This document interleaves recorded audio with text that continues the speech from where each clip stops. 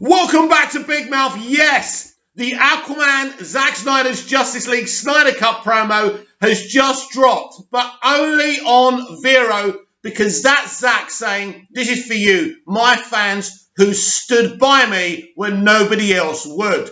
But it's an amazing promo, like the other two. It's fantastic, and it's so character-driven. Sorry, I can't stop looking at this. It's awesome. I love Momoa as Aquaman. He's a great guy, family man, brilliant guy. Everyone cast as part of the Justice League are actually good people. These people were put together by Zack, and they became a family. And then when Zack left, all that went down by the wayside, and they had to work with Angry Whedon. You know, very, very sad. But they still love each other, and they're still in touch. Anyway, let's talk about this promo. So like the other two, as I say, very, very character-driven. And so, like the other two, you've got Aquaman, Arthur Curry, hearing all these voices. Well, he's not really hearing the voices, but they're voices. He hears Voco telling him it's time to embrace his Atlantean destiny. And you hear Steppenwolf. Steppenwolf's amazing. His voice is a lot better than it was in Justice League. No surprise there. But the effects, and this is not rocket science, obviously this is going to be the case, but the underwater effects in this version of Justice League are so much better than what Whedon did. Beautiful, clearer, the colour palette much better, absolutely fantastic. It was really, again, another emotional trailer. So what do these three promos tell us thus far? Well, I think what they tell us is that this is actually going to be a character-driven film because the Snyderverse is very character-driven, as we saw in Man of Steel and BVS. Forget what the style over substance idiots say. Zack Snyder is not style over substance.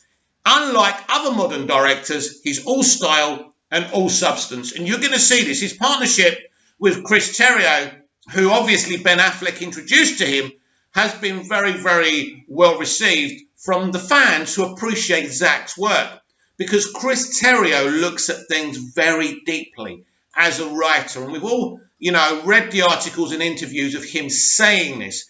And so you're going to get another deep film. And I think one of the things you're going to see from this film, these characters are not all of a sudden going to turn up in the opening credits and go, da da da da, I've joined the Justice League, let's go, let's have some cartoony fun and drop the mic and, crack jokes for no particular reason. This is not Avengers Assemble. This is Zack Snyder's Justice League Snyder Cut, a very different film. Excuse me, my throat's killing me. But anyway, because I've been screaming while watching that promo, because I loved it. Am I bad? So let's hope I don't lose my voice in this video. But yeah, so pumped after these three promos. And as I say, very character-driven. So we can see that each one of these heroes thus far, and it's going to be the same with Wonder Woman. I'll get to Wonder Woman in a minute. I actually thought Wonder Woman's promo would be today. Doesn't matter. They're all relevant. They're all great, and I love them all. Great epic DC characters, aren't they? But so each one of these characters in this film will doubt themselves. They will not believe that they're ready for this fight. This is something that none of them have faced before. Now, obviously, Clark faced Zod, and he faced Doomsday, but Zod and Doomsday are very different threats to Steppenwolf and Darkseid. A lot more powerful, a lot more focused, a lot more intelligent, and so this is why Bruce Wayne is getting this team together. He can't do it. He hasn't got the powers. He can't do it on his own, and he needs all of these metahumans to help him, and this is why he's getting the team together. But there's still people with hopes and fears, and they're not just going to show up there and defeat Steppenwolf. It's going to take a lot of mentoring from Bruce Wayne, who has got his own ghosts to deal with as well. And so you're going to see this be a massive character-driven story where these characters not only kind of resist doing this, but are scared if they're able to do this, which I think is brilliant and very relevant. And it makes it more realistic and it makes it more relatable. Now, in terms of Wonder Woman's promo, very excited. I think the explosion in the London building, which we saw in Justice League, will play a massive part. she's going to doubt herself, because in Justice League, she saves the children from the bomb, but in this one, the bomb goes off. I don't think anyone actually dies. I think she gets them all out, but the bomb goes off. She fails to stop the bomb. This, like the others, will give Diana, aka Wonder Woman, this room to have this serious, dark kind of story where she doubts her ability to defeat Steppenwolf. She doesn't know if she's strong enough. Also, there's going to be a deeper dive here, because in this film, Steppenwolf kills a lot of the Amazonians, and this is going to be a big arc for Diana. So she's going to have a personal vendetta against Steppenwolf as well. So that's going to add fuel to the fire, of course. So that's even more exciting. So I think this time I'm right and Wonder Woman's tomorrow. I think. Again, I could be wrong. But so I think Diana's going to have this great arc within the movie, which is very important for Wonder Woman, because she's extremely important. But as I say, so far the promos have showed that this film is going to be very, very character heavy. And it is important. It is vital that you do that.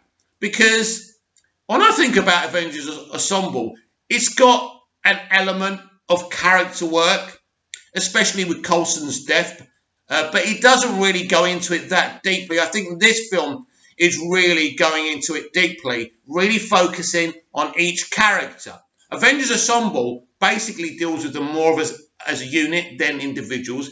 But I think what Zack and Chris were attempting to do was say, these are firstly individuals with all their hopes, all their fears, everything that's going on with them in their personal lives.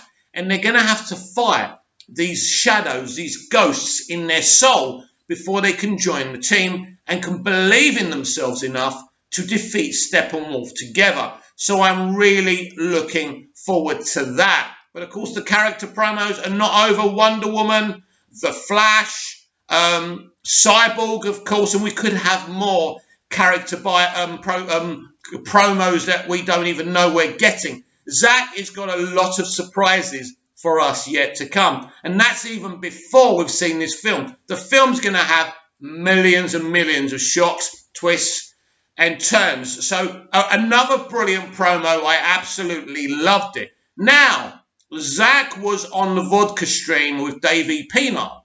And actually, it was great because he did surprise, what's his name? I forgot his name. Ray Porter, that's it, who does the voice of Darkseid. Really talented voice actor. And, really helped us in the fight to release the Snyder Cut as well. A very supportive, great guy. Anyway, Zack surprised him on that stream. And the subject of these leaked plans for Justice League 2 came out. Zack said this. They're not spoilers, because that was just in the middle of the development. It was just a pitch. It was just kind of his original concept. Things have changed since then. But I don't know if they asked him blatantly if he leaked them. I don't think they would have been brave enough to ask him. I think he did leak them. He's doing it on purpose. Apparently, Peter Jackson did a similar thing with Lord of the Rings. So, look, as I said before, everything Zack does and says is for a reason. He has a tactical plan here, how to carry on, how to restore the Snyderverse, and we need to back him in that. I did notice when those kind of pitches and plans and the map for Justice League 2 was leaked, everyone's going, spoilers, spoilers, spoilers. Who did this? Look, if those things are out, that means Zack is the only one who could have released them out. It's as simple as that. These haven't been leaked out by the studio. They wouldn't do that, right? For obvious reasons. Zack's doing this. Zack has a playbook here, and we need to get behind what he's doing. Instead of having our own agendas, instead of being upset because some have got access and some haven't. I've spoken about this before. I don't have access. I'm not going to go to the virtual screening. Not that I'd be going anywhere. It'd be on a computer or something, right? But I'm quite happy to watch the film on the 18th, So I think we need to get with the program now. I'm so excited and I'm so positive about all the fans and especially Zack and finally seeing this film. And everyone seems to think it's a matter of who deserves what. It's not about deserve. It's like what Chris Pine's character says in Wonder Woman. Steve Trevor. It's not about deserve, right? Some people are going to get the invite and some people don't. Who knows if I deserve it or not? I probably don't. So it's right on, right? It doesn't matter. We're all going to see the film on the 18th and beyond multiple times. Stop fighting with each other. But these promos are absolutely fantastic and I can't wait for more. Later on, I'll be dropping a brand new edition of the DCEU Daily. A little bit more reaction from the Superman promo that we saw yesterday and so much more news, gossip and DCEU chit-chat. So make sure you check that out later. Comment down below, like, share and subscribe, and I'll be back later for the DCEU Daily. See you again soon. What a time to be alive.